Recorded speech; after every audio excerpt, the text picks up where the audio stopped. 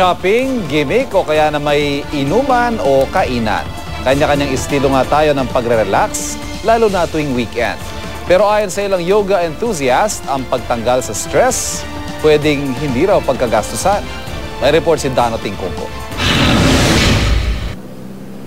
Sa mga taga-syudad, tila ginto kung ituring ang weekend o bakasyon para makapag-unwind, makapagnilay-nilay para sa inaasam-asam na peace of mind. Pero ang peace of mind hindi kailangan gastusan ng malaki o magpunta pa sa malayo para makamit.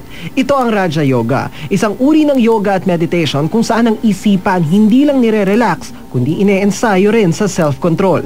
Raja means being a king or a master. And yoga actually means to connect. The aim of this meditation is to regain my, mastery over myself by regaining back my power.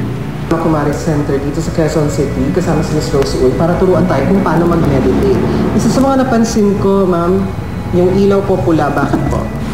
Actually, bahagi lang naman yun na parang to make the atmosphere more conducive to meditation. Ang Raja Yoga makakatulong raw panlaban sa stress ng pang-araw-araw nating pamumuhay, lalo na ng mga taga-syudad na kung mauuwi sa pagiging nega, magre-resulta o mano sa problema sa kalusugan, maging sa pakikisalamuha sa iba. When you are already emotional, for example, because of what happened or what people said, what people did, then in that state of mind, it is difficult to make a sound judgment.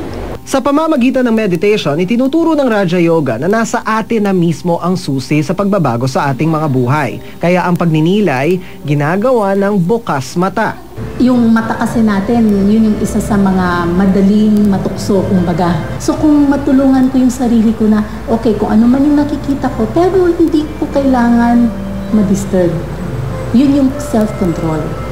Ito rin ang natutunang gawin ni Madet na halos 2 dekada nang nagyoyoga. Dati raw tinamaan siya ng burnout sa trabaho bilang consultant at nagkaroon ng maraming kaaway. Ngayon, hindi na niya kailangan lumayo para mapayapa ang isipan. I was liberated from the traps, external trappings ng concept ng how to rest and recreate. Ito pala dito, parang it's very simple, just address your thoughts. Ang Raja Yoga may tuturing na ehersisyo para sa isipan. Pero kahit saan, pwede itong gawin. 1 o 2 minuto kada araw, kahit sub-sub ka pa sa trabaho. Dahil walang magiging kapayapaan sa iyong kapaligiran kung meron namang gulo sa iyong isipan. Dano Tingkungko, GMA News.